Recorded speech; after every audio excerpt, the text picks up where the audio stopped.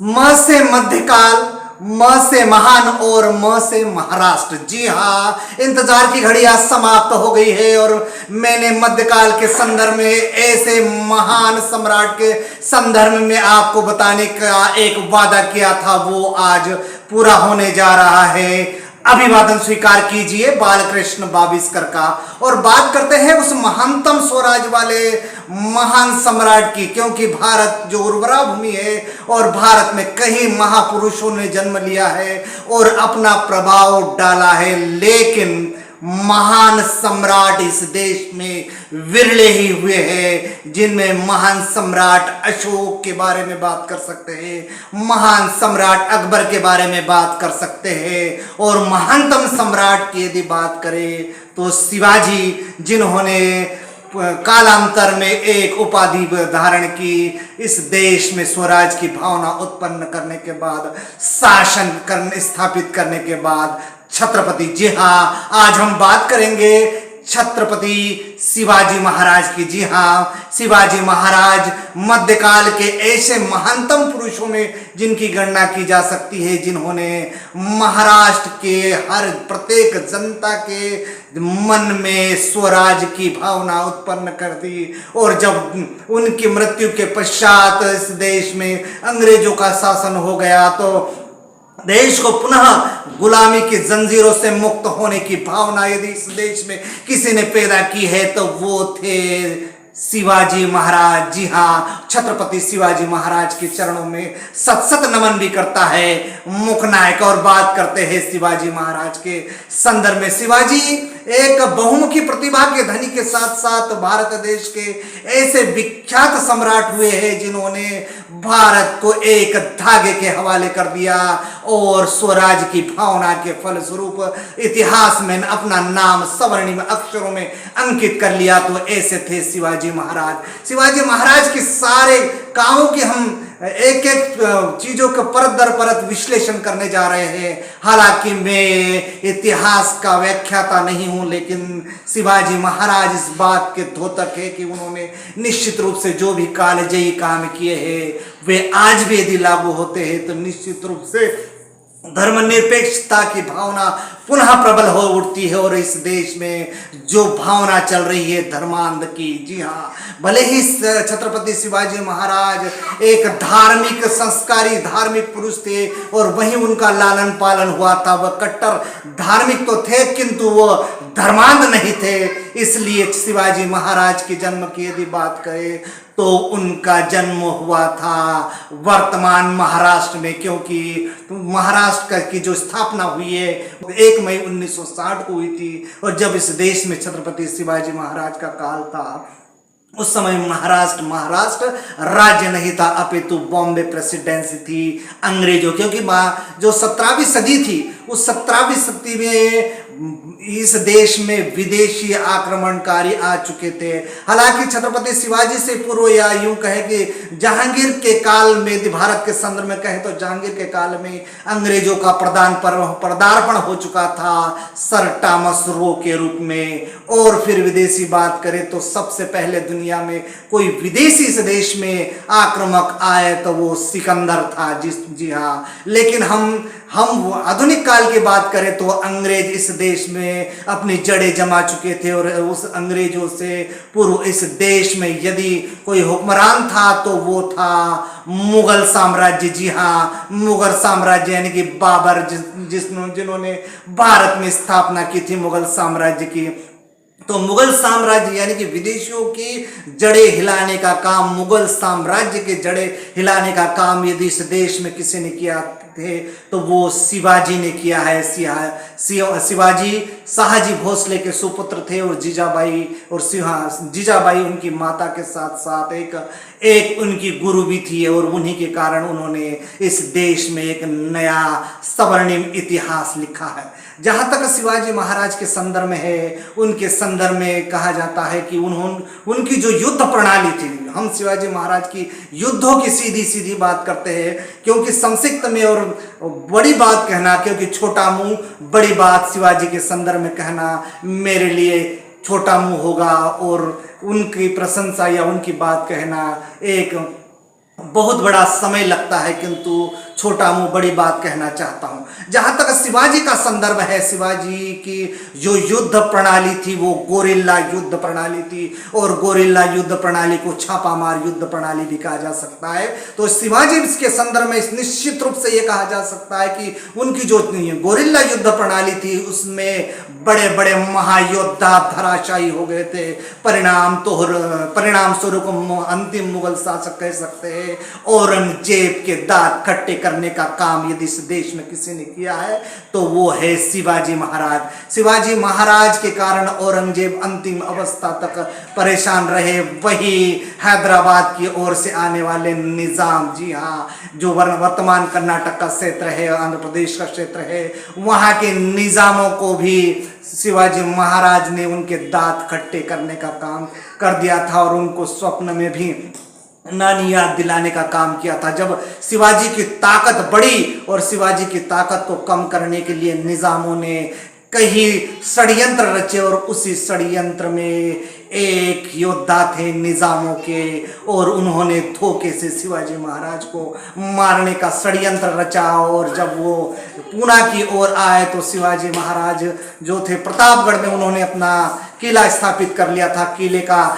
निर्माण कर लिया था, और किला का निर्माण अति सुदूर था।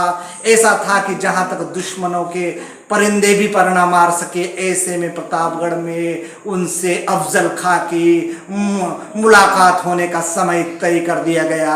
और अफजल खां चूंकि कूटनीतिक के साथ साथ वो एक बहुत बड़ा धोखेबाज था, और वो षड्यंत्र पूर्वक शिवाजी को समाप्त करने के लिए आया था। और जब वो प्रतापगढ़ में एक स्थान पर उनको मिलने की उन्होंने योजना बनाई तो शिवाजी उसके इरादों को भाप गए थे, इसलिए उन्होंने एक पंजा रखा था, बाघ पंजा, और अपने सिर पर लोहे की पगड़ी, और उसी प्रकार यदि आधुनिक शब्द में कहे तो उन्होंने अपने आप को पूरी तरह से सुरक्षित कर लिया था, और वो व्यवस्था कर ली थी कि दुश्मनों को ताबड़तोड़ जवाब दिया जा सके। वही अफजल खां भी पूरी तैयारी से आया था, और जैसे ही अफजल खां से मुलाकात होने के बाद अफजल खान ने उन्हें आलिंगन करना चाहा, और आलिंगन करने के उपरांत उन्होंने शिवाजी की गर्दन को अपने बाएं हाथ से दबाने का दुस्साहस किया और शिवाजी पर हमला किया।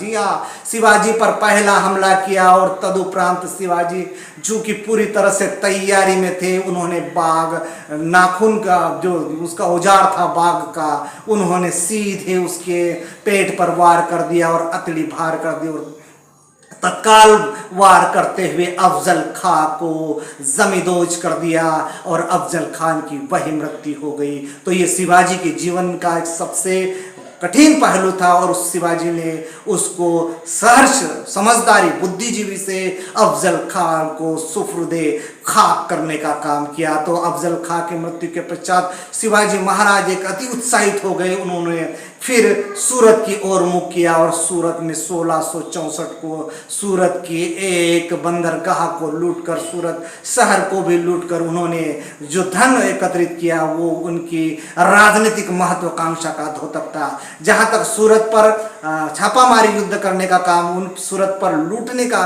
बात है, तो दूसरी बार फिर उन्होंने 1670 में सूरत को फिर लुटा, यानी कि शिवाजी महाराज ने सकारात्मक काम के लिए जो मुगल साम्राज्य के अधीन था उस दौरान सूरत शहर को 2 बार लूटकर अपने स्वराज्य की भावना को और प्रबल कर दिया। तो उनकी ताकत को देखते हुए शिवाजी महाराज के सामने एक और महायोद्धा को भेजा गया। जी हाँ, जयसिंह नाम के राजा को शिवाजी महाराज को युद्ध के लिए भेजा गया। तो जयसिंह भी अपनी चतुर और कुटिल चालों के लिए कुख्यात थे।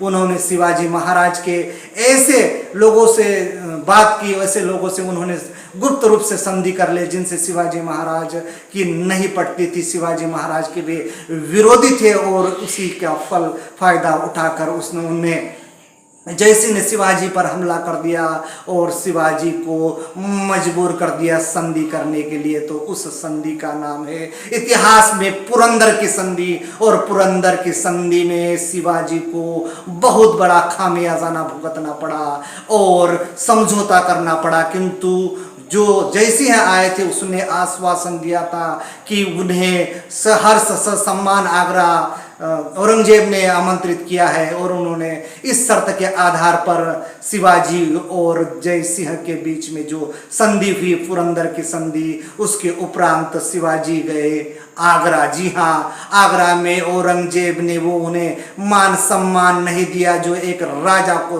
दिया जाना चाहिए था। परिणाम स्वरूप जो शिवाजी है स्तुब्ध हो गए, नाराज हो गए, और इसी का फायदा उठाकर औरंगजेब ने अपने सिपह सलाहकारों के माध्यम से शिवाजी और उनके पुत्र संभाजी को गिरफ्तार कर लिया। और उस गिरफ्तारी के दौरान शिवाजी में जो अपनी बुद्धिमता के लिए जाने जाते थे, वो मिठाई के टोकरे में छुपते छुपाते उत्तर प्रदेश की धरती से हुए, मथुरा से होते हुए, साधु का रूप धारण करते हुए धीरे धीरे महाराष्ट्र में पहुंच गए और अपनी जन्मभूमि प्रतापगढ़ तक पहुंच गए, और वहां पर उन्होंने पुनः ताकत एकत्रित करी। और इस प्रकार शिवाजी ने औरंगजेब को भी शिवाजी ने औरंगजेब को मानसिक रूप से परेशान करने का काम किया, और तब अपनी शक्ति बढ़ाते हुए उन्होंने शिवाजी की जो राज व्यवस्था है, निश्चित रूप से राज व्यवस्था कहे या प्रशासनिक व्यवस्था कहे, उनकी दो अष्ट प्रधान व्यवस्था थी, यानी 8 मंत्रियों का दल था, उसमें उन्होंने स्थानीय भाषा का उपयोग करते हुए, आज के शब्दों में यदि कहे तो मंत्रिमंडल, अष्ट मंत्रिमंडल, शिवाजी का अष्ट मंत्रिमंडल अति विख्यात है, और उसके आधार पर उन्होंने काम किया। जहां तक उनकी कर प्रणाली का विषय है, शिवाजी की दो कर प्रणाली अत्यंत विख्यात है, वो वर्तमान में भी जानी जाती है, चौथ और सरदेशमुखी। चौथ यानी कि शिवाजी ने जिन क्षेत्र पर कब्जा कर लिया था, वहां से उन्होंने वार्षिक आय का 4% भाग कर के रूप में ले लिया। और उसी प्रकार शिवाजी जानते थे कि उस काल में सरदेशमुखी वहां पर कर वसूल करते थे, इसलिए उन्होंने एक कर प्रारंभ किया, देशमुखी कर, और उस कर के माध्यम से उन्होंने 1 वर्ष की वार्षिक आय का 10वां भाग कर के रूप में लिया। चूंकि जो चौथ थी उसका सीधा सीधा प्रयोग वो सैनिक ताकत बढ़ाने के लिए छत्रपति शिवाजी करते थे, और 10 जो सरदेशमुखी का जो कर था, देशमुखी कर था, उसमें जनता जनार्दन के लिए उन्होंने उत्कृष्ट कार्य किए। इसलिए भारत में जितने भी महान योद्धा व्यक्ति हुए हैं, जिन्होंने सांस्कृतिक, आर्थिक रूप से या राजनीतिक रूप से काम किया, लेकिन जो स्वराज की भावना सम्राट शिवाजी ने कहे,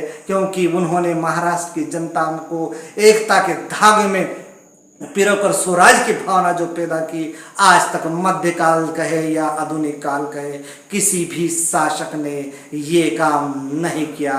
फलतः ये थी शिवाजी महाराज की कथा कहे या उनकी वास्तविकता।